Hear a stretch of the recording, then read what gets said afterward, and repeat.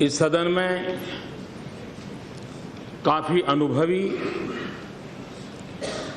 3-3, 4-4 दशक से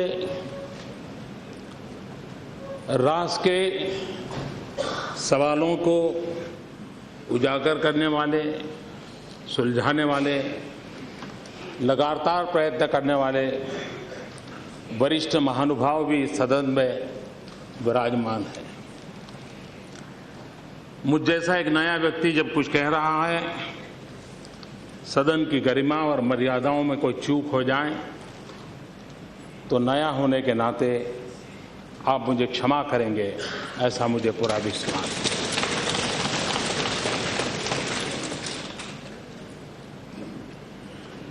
है। राष्ट्रपति जी के अभिभाषण पर लोकसभा में 50 से अधिक आदरणीय सदस्यों ने अपने विचार रखे हैं। मैंने सदन में रहते हुए कुछ और कुछ मेरे कमरे में बैठ कर के, लेकिन करीब करीब सभी भाषण मैंने सुने हैं। आदरणीय मल्लिकार्जुन जी, आदरणीय मुलायम सिंह जी, टीएमसी के नेता, सभी वरिष्ठ महानुभावों को मैंने सुना।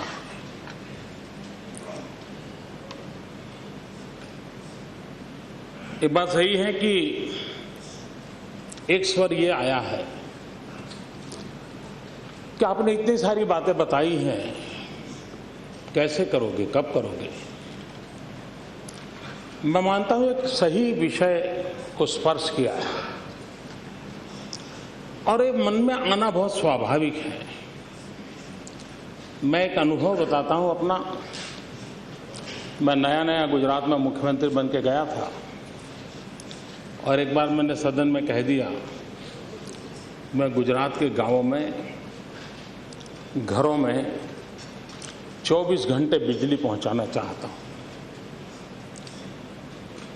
तो खैर ट्रेजरी बेंच ने बहुत तालियां बजाई, सामने की तरफ सन्नाटा था, लेकिन हमारे जो विपक्ष के नेता थे, चौधरी अमर सिंह जी, कांग्रेस के वरिष्ठ नेता थे, बड़े सुलझे हुए थे। वे बाद में समय लेकर के मुझे मिलने आए। उन्होंने कहा, मोदी जी कहीं आपकी कोई चूक तो नहीं हो रही, आप नए हो, आपका अनुभव नहीं है और आप ये 24 घंटे बिजली इम्पॉसिबल है, आप कैसे दोगे। और एक मित्र भाव से उन्होंने मेरी चिंता व्यक्त की थी। मैंने उनसे कहा कि मैंने सोचा है और मुझे लगता है कि हम करेंगे। बोले संभव ही नहीं है, 2000 मेगावाट अगर डेफिसिट है और आप कैसे करोगे। उनके मन में वो विचार आना बड़ा स्वाभाविक था, लेकिन मुझे इस बात का आनंद है कि वो काम गुजरात में हो गया था। और इसलिए यहां बैठे हुए काफी वरिष्ठ महानुभावों के मन में सवाल आना बहुत स्वाभाविक है कि भाई अभी तक नहीं हुआ, अब कैसे होगा। अभी तक नहीं हुआ, इसलिए शक होना बहुत स्वाभाविक है। लेकिन मैं इस सदन को विश्वास दिलाता हूं कि राष्ट्रपति जी ने जो रास्ता प्रस्तुत किया है उसको पूरा करने में हम कोई कोताही नहीं बरतेंगे। हमारे लिए राष्ट्रपति जी का अभिभाषण ये सिर्फ परंपरा और रिचुअल नहीं है। हमारे लिए उनके माध्यम से कही हुई हर बात एक सेंटिटी है, एक पवित्र बंधन है और उसे पूरा करने का हमारा प्रयास भी है और यही भावना हमारी प्रेरणा भी बन सकती है, जो हमें काम करने की प्रेरणा देती है। और इसलिए राष्ट्रपति जी के अभिभाषण को आने वाले समय के लिए हमने हमेशा एक गरिमा भी देनी चाहिए, उसको गंभीरता भी देनी चाहिए और सदन के हम सब ने मिलकर के उसको पूर्ण करने का प्रयास करना चाहिए। जब मतदान हुआ, मतदान होने तक हम सब उम्मीदवार थे लेकिन सदन में आने के बाद हम जनता के उम्मीदों के दूत हैं। तब तो हम उम्मीदवार थे, लेकिन सदन में पहुंचने के बाद हम जनता की उम्मीदों के रखवाले हैं। किसी का दायित्व दूत के रूप में उसको परिपूर्ण करना होगा, किसी का दायित्व अगर कुछ कमी रहती है तो रखवाले बन करके पूरी आवाज उठाना, ये भी एक उत्तम दायित्व है। हम सब मिलकर के उस दायित्व को निभाएंगे। मुझे इस बात का संतोष रहा कि अधिकतम इस सदन में जो भी विषय आए हैं, छोटी मोटी नोकझोंक तो आवश्यक भी होती है, लेकिन पूरी तरह सकारात्मक माहौल नजर आया। यहां भी जो मुद्दे उठाए गए उसके भीतर भी एक आशा थी, एक होप थी। यानी देश के 125 करोड़ नागरिकों ने जिस होप के साथ इस संसद को चुना है, उसका प्रतिध्वनि इस तरफ बैठे हो या उस तरफ बैठे हुए सबकी बातों में मुखर हुआ है। ये मैं मानता हूं एक शुभ संकेत है भारत के भाग्य के लिए। राष्ट्रपति जी ने अपने भाषण में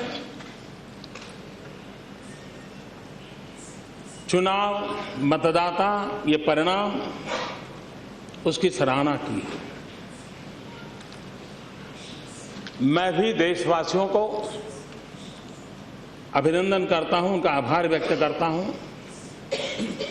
कि कई वर्षों के बाद देश ने स्थिर शासन के लिए, विकास के लिए, सुशासन के लिए मत देकर के 5 साल के लिए विकास की यात्रा को सुनिश्चित किया है। भारत के मतदाताओं की ये चिंता और उनका ये चिंतन और उन्होंने जो हमें जिम्मेवारी दी है उसको हमें परिपूर्ण करना है। लेकिन एक बात मुझे हमने सोचनी होगी कि दुनिया के अंदर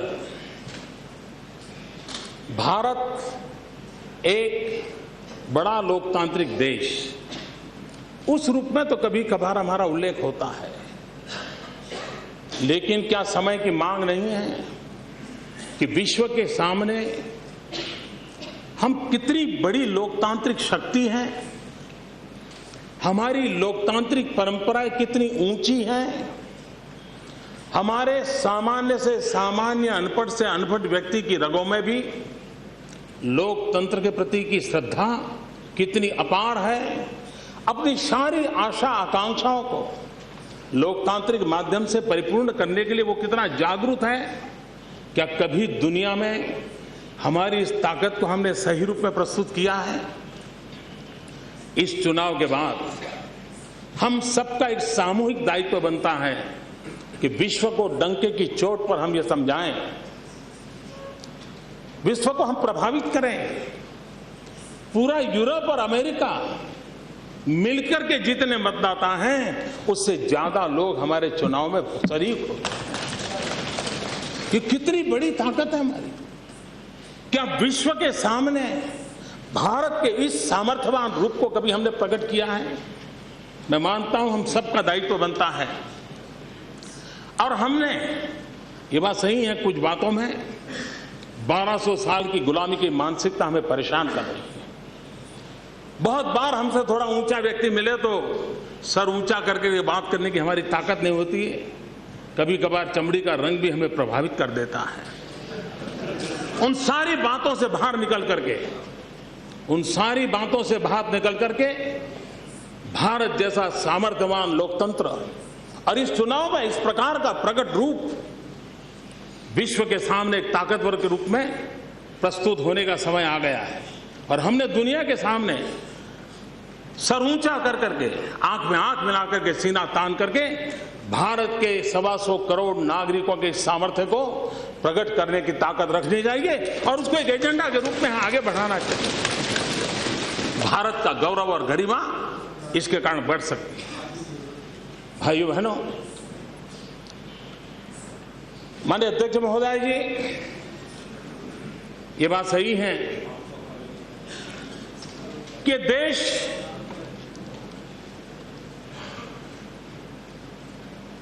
इस पर सबसे पहला अधिकार किसका है? सरकार किसके लिए होनी चाहिए? क्या सरकार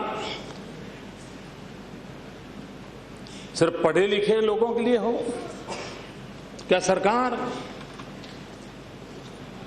सिर्फ इन्हें गिने लोगों के लाभ के लिए हो?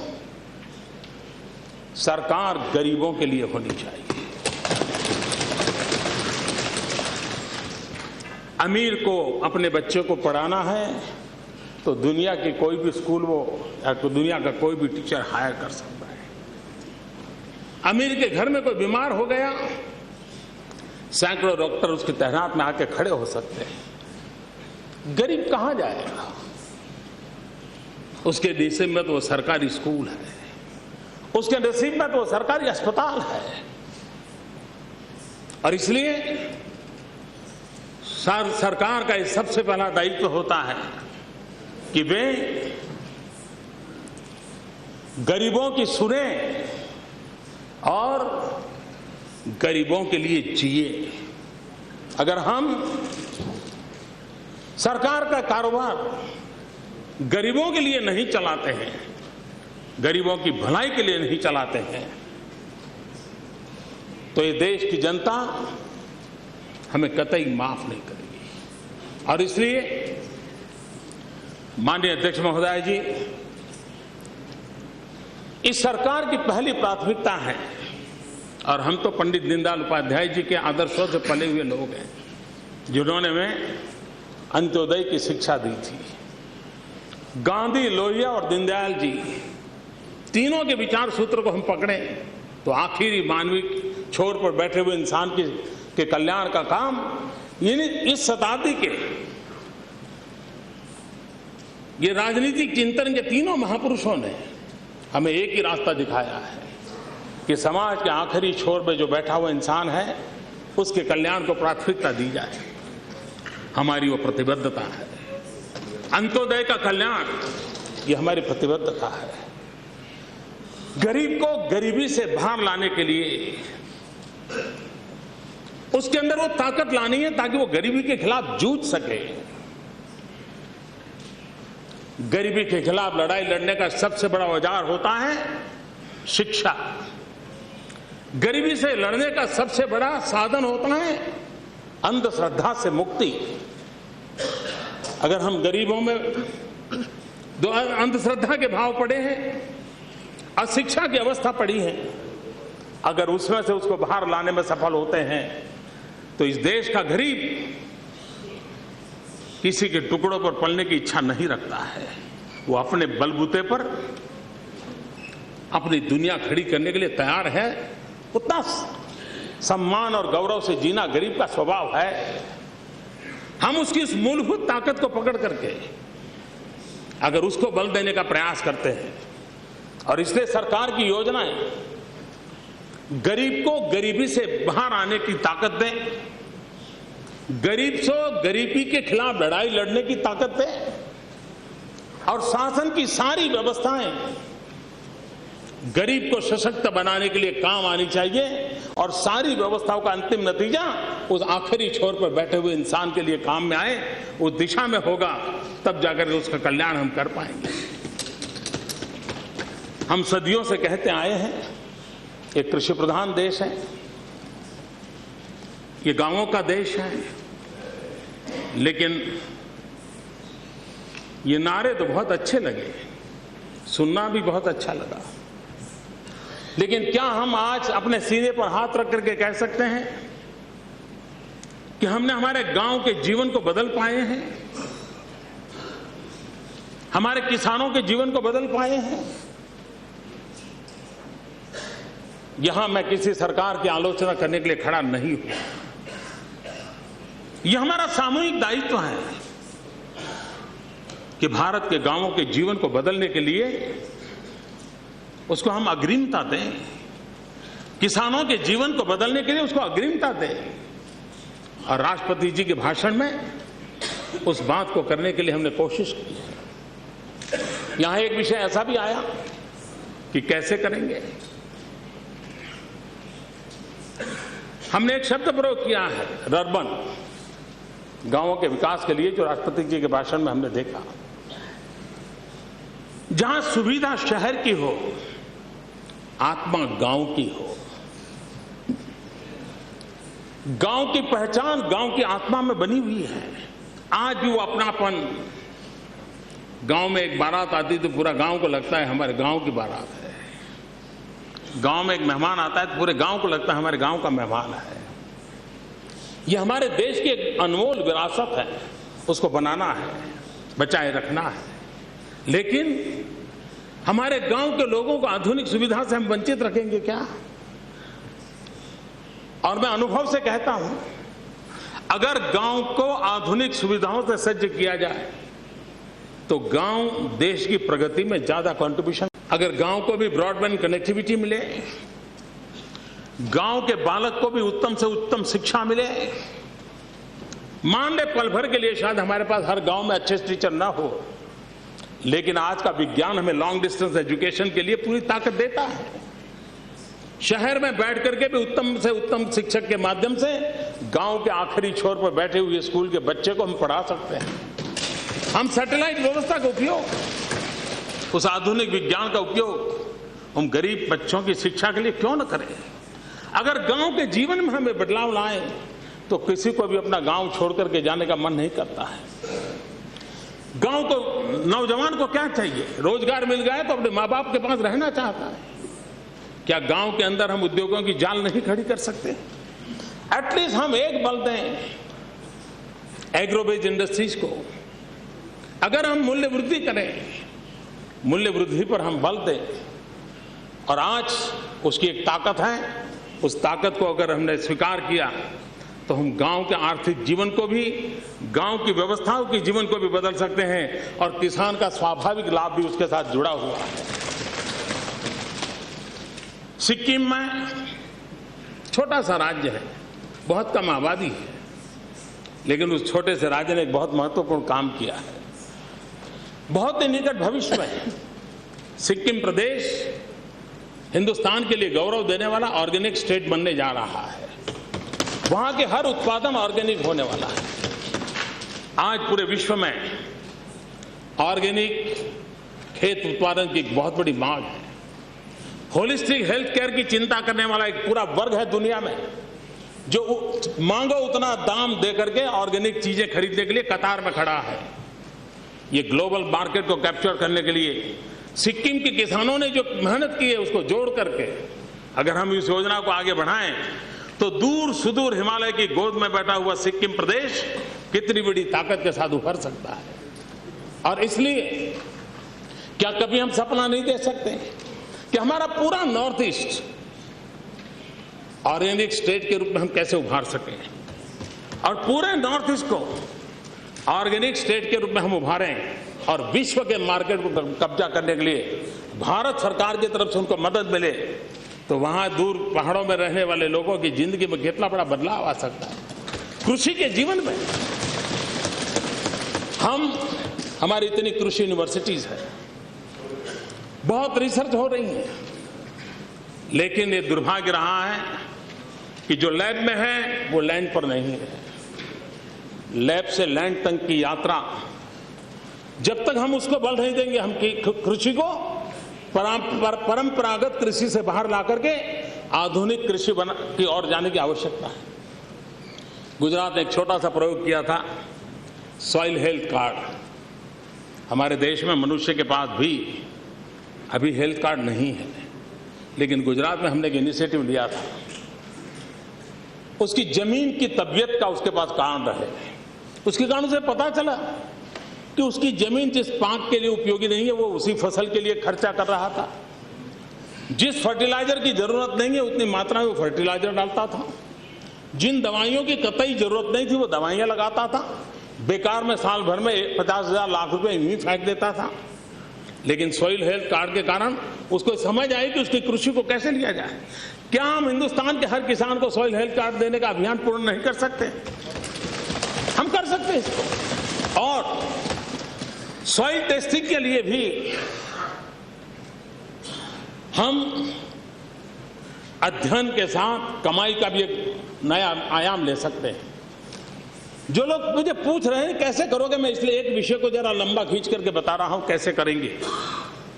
हमारे एग्रीकल्चर यूनिवर्सिटी के स्टूडेंट्स अप्रैल मई जून के अंदर जब वैकेशन में गांव जाते हैं, और पूरे हिंदुस्तान में जो 10+2 की स्कूल्स हैं जिसमें एक लेबोरेटरी होती है, क्यों न वैकेशन में वो लेबोरेटरी को सॉइल टेस्टिंग लेबोरेटरी में कन्वर्ट किया जाए। एग्रीकल्चर यूनिवर्सिटी के स्टूडेंट जो कि वैकेशन में अपने गांव जाते हैं, उनको स्कूलों के अंदर काम में लगाया जाए और वैकेशन के अंदर वो अपना सॉइल टेस्टिंग का काम उस लेबोरेटरी में करें। उसकी कमाई होगी, उस स्कूल को कमाई होगी और उसमें से अच्छी लेबोरेटरी बनाने का इरादा बनेगा। एक जन आंदोलन के रूप में परिवर्तित किया जा सकता है, नहीं किया जा सकता। कहने का तात्पर्य यह है कि हम छोटे छोटे छोटे प्रायोगिक उपाय करेंगे तो हम चीजों को बदल सकते हैं। आज हमारे रेलवे की आदत क्या है? वो लकीर के फकीर हैं। उनको लिखा गया कि भाई मंडे को जो माल आए वो 1 वीक के अंदर चला जाना चाहिए। अगर मंडे को मार्बल आया है स्टेशन पे, मुंबई पहुंचाना है, और ट्यूसडे को टमाटर आया है, तो पहले मार्बल भेजता है, टमाटर बाद में भेजता है। क्यों? मार्बल अगर 4 दिन बाद पहुंचेगा तो क्या फर्क पड़ता है, टमाटर पहले पहुंचता है तो कम से कम हमने हमारी पूरी व्यवस्थाओं को सेंसिटाइज करना पड़ेगा। आज हमारे देश का दुर्भाग्य है, इतनी बड़ी टेक्नोलॉजी हुई, इंफॉर्मेशन टेक्नोलॉजी के नाम पर दुनिया में हम छाए हुए रहे। सॉफ्टवेयर इंजीनियर के रूप में हमारी पहचान बन गई, लेकिन आज हमारे देश के पास एग्रो प्रोडक्ट का रियल टाइम डाटा नहीं है। क्या हम इंफॉर्मेशन टेक्नोलॉजी के नेटवर्क के माध्यम से एग्रो प्रोडक्ट का रियल टाइम डाटा इकट्ठा कर सकते हैं? महंगाई को दूर करने का हमने वादा किया और हम इसमें प्रामाणिकता से प्रयास करने के लिए प्रतिबद्ध है। और इसलिए नहीं वो सिर्फ चुनावी वादा था इसलिए कर रहा है, ये हमारी सोच है कि गरीब के घर में शाम को चूल्हा जलना चाहिए, गरीब के बेटे आंसू पी करके सो जाएं, ये स्थिति में से बदलाव आना चाहिए। और ये हम सबका कर्तव्य है। राज्य हो, राष्ट्रीय सरकार हो, सत्ता में हो या विपक्ष में हो, हम सबका सामूहिक दायित्व है कि हिंदुस्तान का कोई गरीब भूखा न रहे। और इस कर्तव्य की पूर्ति के लिए हम इस काम को करना चाहते हैं। अगर रियल टाइम डाटा हो, आज भी देश में अन्न के भंडार पड़े हैं, ऐसा नहीं कि अन्न के भंडार नहीं है, लेकिन व्यवस्थाओं की कमी है। अगर रियल टाइम डाटा हो, सरकार के पास ये जानकारी है कहाँ जरूरत है, रेलवे का जब लल पीरियड हो उस समय उसको तभी से शिफ्ट कर दिया जाए और वहां अगर गोडाउन बनाया जाए, रख दिए जाए, तो इस समस्या का समाधान हो सकता है। फूड कॉर्पोरेशन इंडिया सालों से ढांचा चल रहा है, क्या उसको आधुनिक नहीं बनाया जाता? प्रोक्योरमेंट का काम कोई अलग करे, प्रिजर्वेशन का काम कोई अलग करें, डिस्ट्रीब्यूशन का कोई काम अलग करें। एक ही व्यवस्था को 3 हिस्सों में अगर बना दिया जाए और तीनों की अगर रिस्पॉन्सिबिलिटी बनाई जाए, मैं दावे से कहता हूं कि हम स्थितियों को बदल सकते हैं। एग्रीकल्चर सेक्टर में क्या हम हमारी एग्रीकल्चर यूनिवर्सिटियों को, हमारे किसानों को अब एक बात पर बल देना पड़ा होगा, यह समय की मांग है, जैसे मैंने कहा आधुनिक खेती की। हम टेक्नोलॉजी को एग्रीकल्चर में जितनी तेजी से लाएंगे उतना लाभ होगा, क्योंकि जमीन परिवार की विस्तार होते जा रहे हैं, जमीन कम होती जा रही है। हमने जमीन में प्रोडक्टिविटी बढ़ानी पड़ेगी, इसके लिए हमारी यूनिवर्सिटियों में रिसर्च का काम बढ़ाने पड़ेगा। कितने वर्ष हो गए पल्सिस में कोई रिसर्च नहीं हुआ है। पल्सिस हमारे सामने बड़ी चैलेंज बने हुई है और आज गरीब आदमी उसको प्रोटीन पाने के लिए पल्सिस के सिवाय कोई उपाय नहीं है। पल्सिस ही है जिसके माध्यम से उसको प्रोटीन प्राप्त होता है और शरीर की रचना में प्रोटीन का इतना महत्व होता है। माल न्यूट्रिशन के खिलाफ अगर लड़ाई लड़नी है तो हमने इस सवालों को एड्रेस करना होगा और इसलिए हमारी यूनिवर्सिटीज कई वर्ष हो गए पल्सेस के क्षेत्र में न प्रोडक्टिविटी में हम बढ़ावा ले पाए हैं और न ही पल्सेस के अंदर प्रोटीन कंटेंट के अंदर भी हम वृद्धि कर पाए हैं। हम शुगर केन में शुगर कंटेंट में बढ़ावा पाने में सफल हुए हैं, लेकिन हम पल्सेस में प्रोटीन कंटेंट बढ़ाने में सफल नहीं हुए हैं। एक बहुत बड़ी चैलेंज है। क्या हमारे वैज्ञानिकों को, हमारी कृषि यूनिवर्सिटीज को हम उसको प्रेरित करें? हम इन समस्याओं का एक क्यूमुलेटिव इफेक्ट के साथ अगर चीजों को आगे बढ़ाते हैं तो मैं मानता हूं हम समस्याओं का समाधान कैसे हो सकता है, इसका ही रास्ता है। हमारी माताएं बहनें, भारत को विकास यात्रा में हमारी 50% जो जनसंख्या हमारी मां बहनें, उनको निर्णय में भागीदार बनानी पड़ेगी। उनको हमें आर्थिक प्रवृत्ति से जोड़ना होगा। विकास की नई ऊंचाइयों को पार करना है तो हिंदुस्तान की 50% हमारी मातृशक्ति है, उसकी सक्रिय भागीदार को हमें निश्चित करना होगा। उनके सम्मान की चिंता करनी होगी, उनकी सुरक्षा की चिंता करनी होगी। पिछले दिनों जो कुछ घटनाएं घटी हैं, हम सत्ता में हो या न हो, पीड़ा करने वाली घटना है। चाहे पुणे की हत्या हो, चाहे उत्तर प्रदेश में हुई हत्या हो, चाहे मनाली में डूबे हुए हमारे नौजवान हो, चाहे हमारी बहनों पर हुए बलात्कार हो, ये सारी घटनाएं हम सबको आत्मचिंतन करने के लिए प्रेरित करती हैं और सरकारों ने कठोरता से काम करना होगा।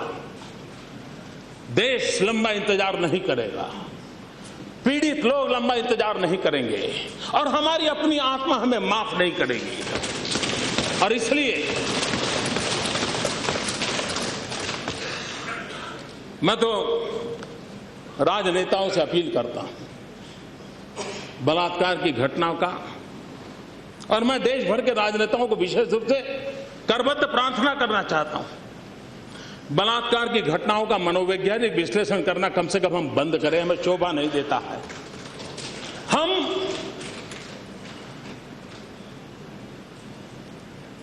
मां बहनों की डिग्निटी पर खिलवाड़ करते हैं।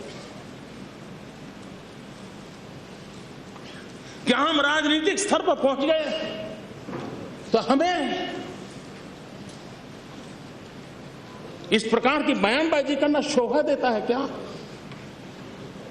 क्या हम मौन नहीं रह सकते? और इसलिए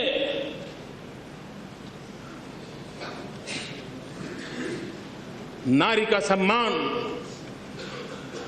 नारी की सुरक्षा, ये हम सबकी 125 करोड़ देशवासियों की प्राथमिकता होनी चाहिए।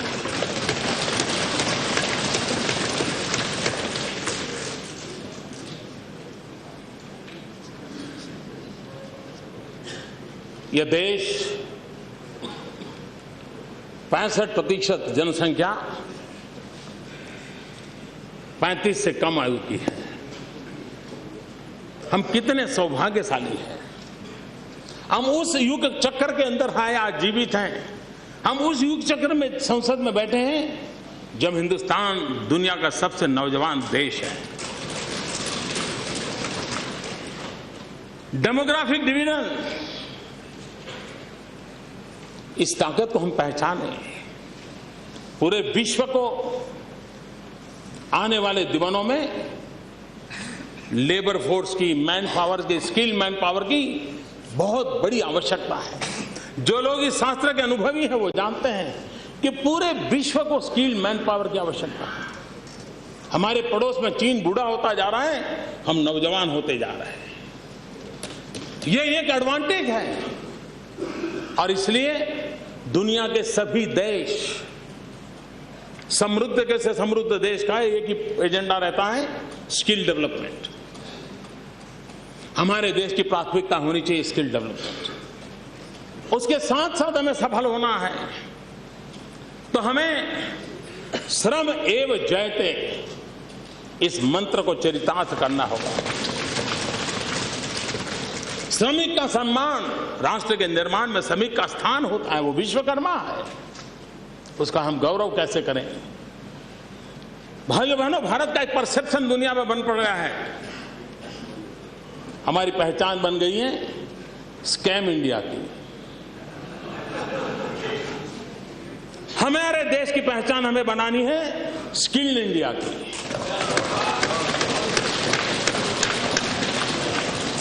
और उस सपने को हम पूरा कर सकते हैं। और इसलिए पहली बार एक अलग मंत्रालय बना करके एंटरप्रेन्योरशिप एंड स्किल डेवलपमेंट, उसको विशेष रूप से बल दिया गया।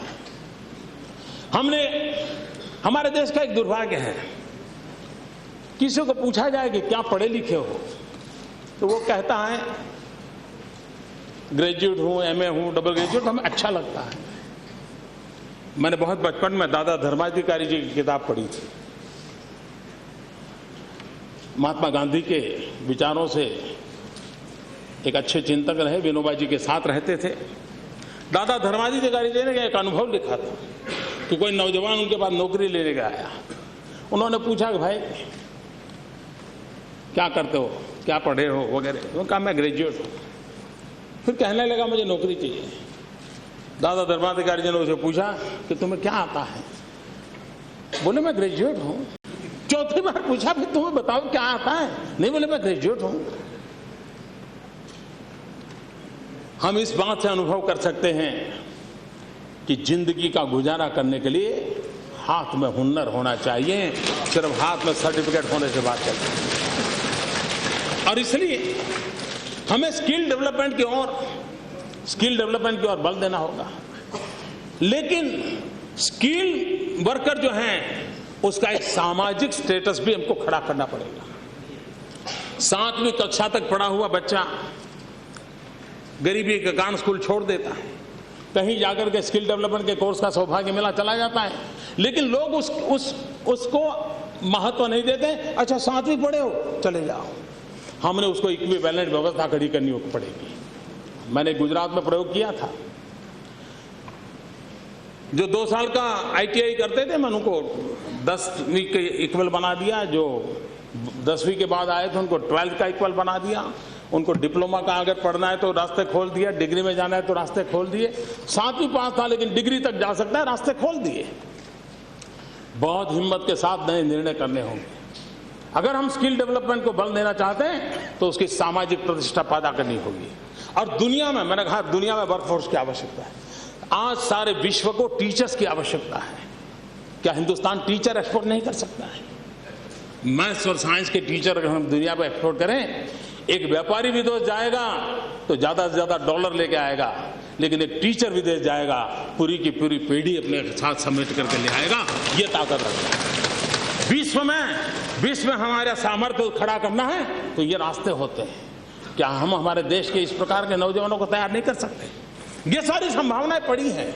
उन संभावनाओं को लेकर के अगर आगे चलने का हम मादा रखते हैं तो मुझे विश्वास है हम परिणाम ला सकते हैं। दलित हो, पीड़ित हो, शोषित हो, वंचित हो, हमारे दलित भाई बहनों, हमारे वनवासी भाई बहनों, क्या हम विश्वास से कह सकते हैं कि आजादी के इतने सालों के बाद उनके जीवन में हम बदलाव ला सके हैं?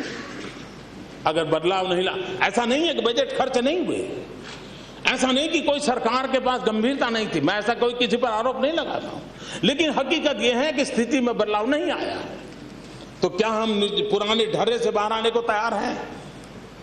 हम सरकार की योजनाओं का कन्वर्जेंस कर करके कम से कम समाज के इन तबकों को बाहर ला सकते हैं? क्यों नहीं उनके जीवन में बदलाव आ सकता है? मैं मुसलमान भाई, मैं देखता हूं, जब मैं छोटा था जो साइकिल रिपेयरिंग करता था, आज उसकी 3री पीढ़ी का बेटा भी साइकिल रिपेयरिंग कर रहा है। ऐसी दुर्दशा क्यों हुई? उनके जीवन में बदलाव कैसे आए? और इस बदलाव के लिए हमने फोकस एक्टिविटी करनी पड़ेगी। उस प्रकार की हमारी योजनाओं को लेकर के आने पड़ेगा। और मैं उन योजनाओं को तुष्टीकरण के रूप में देखता नहीं हूं, मैं उनके जीवन को बदलाव के रूप में देखता हूं। कोई भी शरीर अगर उसका एक अंग विकलांग हो तो उस शरीर को कोई स्वस्थ नहीं मान सकता। शरीर के सभी अंग अगर सशक्त हो तभी तो सशक्त शरीर हो सकता है। और इसलिए समाज का कोई एक अंग अगर वो दुर्बल रहा तो समाज कभी सशक्त नहीं हो सकता है। और इसलिए समाज के सभी अंग सशक्त होने चाहिए। उस मूलभूत भावना से प्रेरित होकर के हम काम करने की आवश्यकता है और हम उससे प्रतिबद्ध हैं। हम उसको करना चाहते हैं। हमारे देश में विकास की एक नई परिभाषा की ओर जाने की मुझे आवश्यकता लगी। क्या आजादी का आंदोलन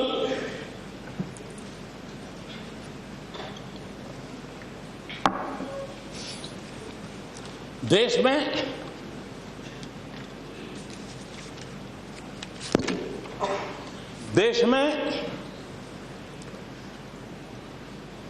आजादी की लड़ाई 1200 साल के कालखंड में कोई वर्ष ऐसा नहीं गया था कि आजादी के लिए मरने वाले दीवाने न मिले। 1857 के बाद सारा स्वतंत्र संग्राम का इतिहास हमारे सामने है। हिंदुस्तान का कोई भूभाग ऐसा नहीं होगा जहां से कोई न कोई मरने वाला तैयार न हुआ हो, शहीद होने के लिए तैयार न हुआ। सिलसिला चलता रहा था। फांसी के तख्त पर चढ़ करके देश के लिए बलिदान होने वालों की श्रृंखला कभी रुकी नहीं थी। अंडमान निकोबार की जेलें भरी पड़ी थी। देश के अंदर देश के लिए मर मिटने वालों की कोई कमी नहीं थी। लेकिन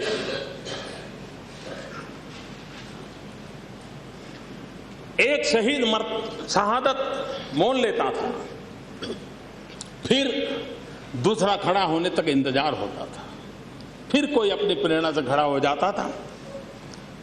सिलसिला चला था। आजादी की ललक कम नहीं थी, लेकिन ये महात्मा गांधी का बहुत बड़ा योगदान था और जिसको इतिहास ने स्वीकार करना होगा।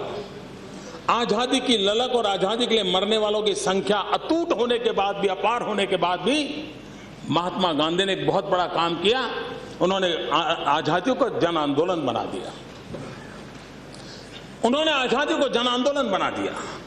कोई झाड़ू लगाता था तो भी वो कहता था मैं देश की आजादी के लिए काम कर रहा हूं। कोई खादी पहनता था तो वो कहता था मैं आजादी के लिए काम कर रहा हूं।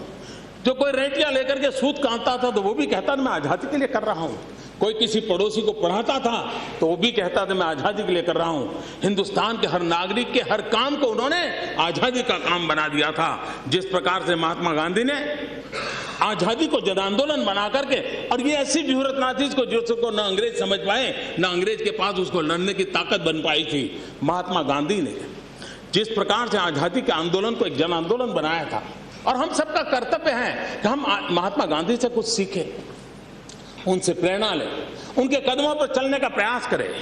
और इसलिए मैं कहता हूं हमने विकास को भी जन आंदोलन बनाना चाहिए। विकास को हमने सरकारी कार्यक्रम बनाया तो वही होगा जो आजादी के लिए लड़ने वालों का हुआ था। लेकिन विकास को अगर हम जन आंदोलन बना दिया, इस देश के अंदर हर व्यक्ति को लगना चाहिए, टीचर को भी लगना चाहिए कि मैं पढ़ाता हूं, देश के लिए पढ़ाता हूं। मजदूर भी रेलवे स्टेशन पर अगर सामान ढोता है उसको लगना चाहिए मैं मेरे देश के लिए कर रहा हूं। किसान खेत में काम कर रहा है उसको भी लगना चाहिए मैं मेरे देश के लिए कर रहा हूं। फिर से एक बार देश में सुराज्य का आंदोलन खड़ा करने की आवश्यकता है, जन आंदोलन खड़ा करने की आवश्यकता है। और ये ऐसा नहीं है कि संभव नहीं है। अगर हम स्वराज्य के जन आंदोलन को खड़ा करें, जन जन को ये लगने लगे कि हाँ मैं जो करूंगा मेरे देश के लिए करूंगा, अगर वो मैं कूड़ा कचरा भी अगर मैं रास्ते पर नहीं फेंकता हूं तो मैं देश के लिए करता हूं, ये अगर भाव बन गया, मैं समय पर नौकरी पर जाता हूं मतलब कि मैं देश की सेवा करता हूं, ये भाव जगाया जा सकता है। आज भी हमारे देश में देशभक्ति की कोई कमी नहीं है। एक क्रिकेट के मैदान में पूरा हिंदुस्तान 125 करोड़ का देश भारत माता की जय लेकर के खड़ा हो सकता है, तो हिंदुस्तान के 125 करोड़ की भलाई के लिए हिंदुस्तान खड़ा हो सकता है। आवश्यकता है हम नेतृत्व प्रदान करें, और यहाँ बैठे हुए सभी सामर्थ्यवान हैं, जन जन को जगाने के लिए वो ताकत रखते हैं, उस ताकत को जगाने की जरूरत है। 5 साल के बाद महात्मा गांधी के 150 साल होंगे। क्या हम अभी से संकल्प नहीं कर सकते कि युग पुरुष महात्मा गांधी, उनकी 150वीं जयंती हम कैसे मनाएं? महात्मा गांधी की 150वीं जयंती हम कैसे मनाएं? और निर्णय अभी से करें, और जब 150वीं जयंती आए तो उस संकल्प की पूर्ति का वो पर्व बन जाए। महात्मा गांधी को जो बहुत चीजें पसंद में थी, उसमें एक सबसे अधिक पसंद चीज थी, वो थी स्वच्छता, सफाई। साबरमती आश्रम की घटनाएं हमने पढ़ी हैं, सुनी हैं। वे स्वच्छता के संबंध में कभी कॉम्प्रोमाइज नहीं करते, सफाई के संबंध में कॉम्प्रोमाइज नहीं करते। क्या हम महात्मा गांधी को साफ सुथरा हिंदुस्तान उनके चरणों में रख सकते हैं 150वीं जयंती पर? क्या हम स्वच्छ भारत का सपना लेकर के चल सकते हैं? अगर अभी से हम 5 साल का कार्यक्रम बना करके चले, और इसलिए राष्ट्रपति जी ने अपने भाषण में, आदरणीय सभापति जी, राष्ट्रपति जी ने अपने भाषण में इस बात का उल्लेख किया, हम इसको संकल्प बनाए उसी प्रकार से 2022 में देश की आजादी के 75 साल होंगे। कितने लोगों ने अपनी जवानी खपा दी थी, कितने लोगों ने अंडमान निकोबार में जिंदगी पूरी कर दी थी, कितने लोग फांसी के तख्त पर चढ़े थे। उनके सपनों का हिंदुस्तान कि आजादी के 75 साल को उस एक पर्व के रूप में मनाकर के आने वाले 8-9 साल जो मिले हैं, हम पूरी तरह वो प्रेरणा का केंद्र बना सकते, चल सकते हैं। वही हमारा इंस्पिरेशन हो। उनको भाइयों बहनों, आप में से बहुत लोग ऐसे होंगे जो आजादी के बाद पैदा हुए होंगे। कुछ महानुभाव ऐसे भी हैं जो आजादी के पहले पैदा हुए, आजादी की जंग में लड़े भी होंगे। मैं आजादी के बाद पैदा हुआ। मेरे मन में विचार आता है, मुझे देश के लिए मरने का मौका नहीं मिला, लेकिन देश के लिए जीने का मौका तो मिला है।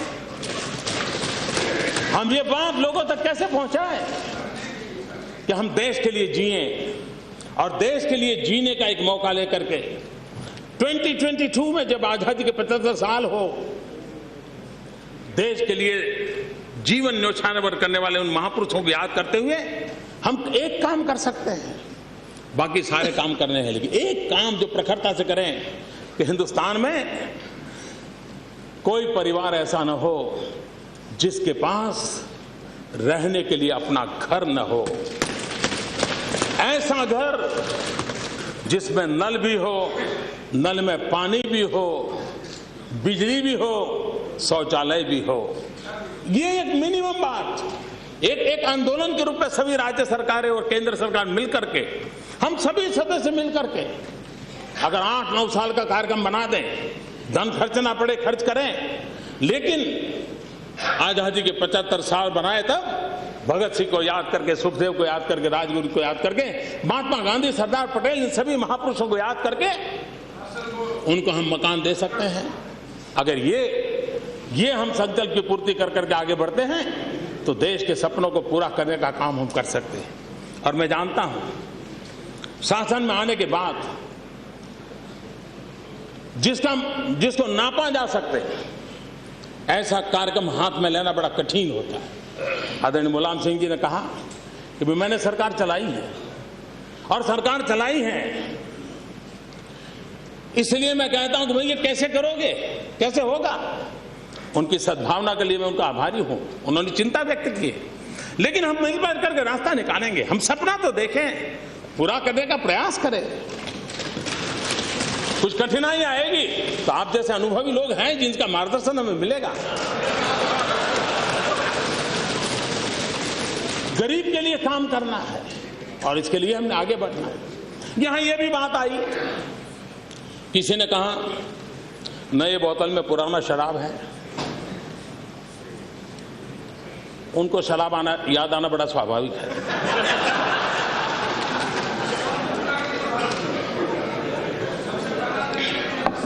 लेकिन यह भी कहा कि भाई ये तो हमारी बातें हैं, आपने जरा ऊपर नीचे करके रखी है, कोई नई बात नहीं है। इसका मतलब ये जो हम कह रहे हैं वो आपको भी पता था। और कल से महाभारत की चर्चा हो रही है तो मैं कहना चाहता हूं, एक बार दुर्योधन को पूछा गया कि भाई ये धर्म और अधर्म, सच और झूठ तुमको समझ है कि नहीं है। तो दुर्योधन ने जवाब दिया था, उसने कहा जाना भी धर्मम नच में प्रवृत्ति। मैं धर्म को जानता हूं लेकिन ये मेरी प्रवृत्ति नहीं है। सत्य क्या है मुझे मालूम है, अच्छा क्या है मुझे मालूम है, लेकिन वो मेरे डीएनए में नहीं है। और इसलिए आपको पहले पता था, आप जानते थे, आप सोचते थे, मुझे इससे इतराज नहीं है, लेकिन दुर्योधन को भी तो मालूम था। और इसलिए जब महाभारत की चर्चा करते हैं, हम महाभारत को लंबे अरसे से हमारे कानों पर गूंजता रहा है, सुनते आए हैं, लेकिन महाभारत काल पूरा हो चुका, न पांडव बचे हैं न कौरव बचे हैं, लेकिन जनमन में आज भी पांडव ही विजयी हो हमेशा हमेशा भाव रहा है। कभी पांडव पराजित हो ये कभी जनमन का भाव नहीं रहा है। भाइयों बहनों, विजय हमें बहुत सिखाता है और हमें सीखना भी चाहिए, हमें सीखना भी चाहिए। अगर विजय से हम सीखते नहीं हैं, और विजय हमें सिखाता है नम्रता, और मैं इस सदन को विश्वास देता हूं और मुझे विश्वास है यहाँ के जो हमारे सीनियर्स हैं, किसी भी दल के क्यों न हो, उनके आशीर्वाद से हम उस ताकत को प्राप्त करेंगे जो हमें अहंकार से बचाए, जो हमें, लेकिन मुझे आपके बिना आगे नहीं बढ़ना है। हमें संख्या के बल पर नहीं चलना है, हमें सामूहिकता के बल पर चलना है। और इसलिए उस सामूहिकता के भाव को लेकर के हम आगे बढ़ना चाहते हैं। इन दिनों मॉडल की चर्चा होती है, गुजरात मॉडल, गुजरात मॉडल। मेरे भाषण सुने होंगे, उनको मैं बताता हूं। गुजरात का मॉडल, गुजरात में भी एक जिले का मॉडल दूसरे जिले में नहीं चलता है। ये देश विविधताओं से भरा हुआ है। अगर मेरा कच्छ का रेगिस्तान है और वहां का मॉडल मैं वलसाड़ के हरे भरे जिले में लगाऊंगा तो नहीं चलेगा। इतनी समझ से, इसी के तो कारण गुजरात आगे बढ़ा है। यही उसका मॉडल है कि जिसमें ये समझ है। गुजरात का दूसरा मॉडल ये है, गुजरात का दूसरा मॉडल ये है, गुजरात का दूसरा मॉडल ये है कि हिंदुस्तान के किसी भी कोने में अच्छा हो, उस अच्छे से हम सीखे हैं, उस अच्छे को स्वीकार करते हैं। आने वाले दिनों में भी हम उस मॉडल को लेकर के आगे बढ़ना चाहते हैं। हिंदुस्तान के किसी भी कोने में अच्छा हुआ हो, वो जो अच्छा है वो हम सबका है, उसको और जगह पे लागू करने का प्रयास करना चाहिए। आज हमारे कल तमिलनाडु की तरफ से बोला गया था कि गुजरात से तमिलनाडु का मॉडल अच्छा है। मैं इस बात का स्वागत करता हूं, इस बात का स्वागत करता हूं। इस देश में इतना तो हुआ कि विकास के मॉडल की स्पर्धा शुरू हुई। एक राज्य कहने लगा मेरा राज्य तुमसे आगे बढ़ रहा है। मैं मानता हूं गुजरात का ये मॉडल का सबसे बड़ा कंट्रीब्यूशन है।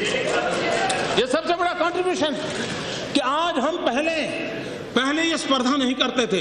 हम चाहते हैं कि आने वाले दिनों में राज्यों के बीच विकास की स्पर्धा हो, राज्य और केंद्र के बीच विकास की स्पर्धा हो।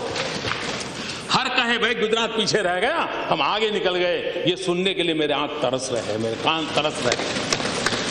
हम चाहते हैं देश में यही होगा तभी तो बदलाव आएगा। और छोटे छोटे राज्य भी बहुत अच्छा करते हैं, ऐसा नहीं। जैसे मैंने कहा सिक्किम ऑर्गेनिक स्टेट बना है, तमिलनाडु अर्बन एरिया में रेन वाटर हार्वेस्टिंग का जो उन्होंने काम किया है, हम सबने सीखने जैसा है। छत्तीसगढ़ माओवाद के जुर्म के बीच जीने वाला राज्य है। छत्तीसगढ़ ने पीडीएस सिस्टम का एक नया नमूना दिया है और गरीब से गरीब व्यक्ति को पेट भरने के लिए उसने नई योजना दी। हमारी बहन ममता जी 35 साल की बुराइयों में से आज पश्चिम बंगाल को बाहर लाने के लिए कितनी मेहनत कर रही है। हम इन बातों का आदर करते हैं और इसलिए हर राज्य में, केरल से भी, मैं आपको जानकर के खुशी होगी, मैंने केरल से एक अफसर को बुलाया था, बहुत ही जूनियर अफसर थे और लेफ्टिस्ट सरकार चल रही थी। उनकी आयु बहुत छोटी थी। मेरे यहाँ मैंने चिंतन शिविर किया और मैं स्टूडेंट के रूप में बैठा था, मेरा पूरा मंत्री परिषद, और मैंने उनसे कुटुंबश्री योजना का अध्ययन किया था। 2 घंटे आकर के उन्होंने मुझे पढ़ाया था। मैंने नागालैंड के चीफ सेक्रेटरी को बुलाया था कि आइए मुझे पढ़ाइए, नागालैंड में ट्राइबल के लिए एक बहुत अच्छी योजना बनी थी। यही तो हमारे देश का मॉडल होना चाहिए।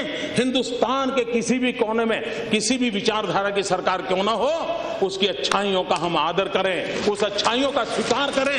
यही मॉडल देश को काम आए। हम ये बड़े भाई का व्यवहार, तुम कौन होते, तुम ले जाना 2-4 टुकड़े, नहीं। हम मिलकर के देश को आगे बढ़ाएंगे। इसलिए हमने कोऑपरेटिव फेडरलिज्म की बात की है, सहकारिता का सांगठनिक उसको लेकर के चलने की हमने बात कही है, और इसलिए एक ऐसे रूप को आगे बढ़ाने का हम लोगों का प्रयास है, और उसको प्रयास को लेकर के चलेंगे। मुझे विश्वास है।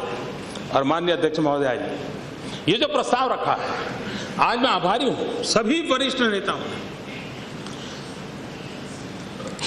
कुल मिला के मैं कह सकता हूं एक सार्थक चर्चा रही है और समर्थन में चर्चा रही है, और आलोचना भी हुई है तो अपेक्षा के संदर्भ में हुई है।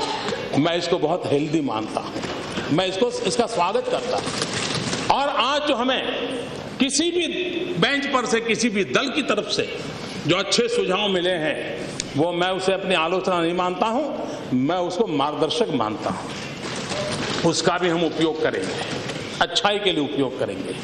और लोकतंत्र में आलोचना अच्छाई के लिए होती है और होनी भी चाहिए। सिर्फ आरोप बुरे होते हैं, आलोचना कभी बुरी नहीं होती है। आलोचना तो ताकत देती है। लोकशाही का, अगर लोकतंत्र का सबसे बड़ा ताकतवर कोई जड़ी बूटी है तो आलोचना है। हम उस आलोचना के लिए सदा सर्वदा के लिए तैयार हैं, और मैं चाहूंगा हर नीतियों का अध्ययन करके गहरी आलोचना होनी चाहिए, ताकि तब करके सोना निकले प्रखर होकर के, जो आने वाले दिनों में देश के लिए काम आए। उस भाव से हम चलना चाहते हैं। आज नए सदन में मुझे अपनी बात बताने का अवसर मिला। आदरणीय सभापति जी, कहीं कोई शब्द में इधर उधर हो गया हो, नियमों के बंधनों के मैं बाहर चला गया हूं, तो ये सदन मुझे जरूर क्षमा करेगा। लेकिन मुझे विश्वास है सदन के पूरे सहयोग से, जैसा मैंने पहले कहा था, मतदान के पहले हम उम्मीदवार थे, मतदान के बाद हम उम्मीदों के रखवाले हैं, हम उम्मीदों के दूत हैं। 125 करोड़ देशवासियों की उम्मीदों को पूरा करने का हम प्रयास करें। इसी एक अपेक्षा के साथ इसको आप सबका समर्थन मिले, इसी बात को दोहराते हुए आप सबका बहुत बहुत धन्यवाद। झी 24 तास रहा एक पाऊल पुढे।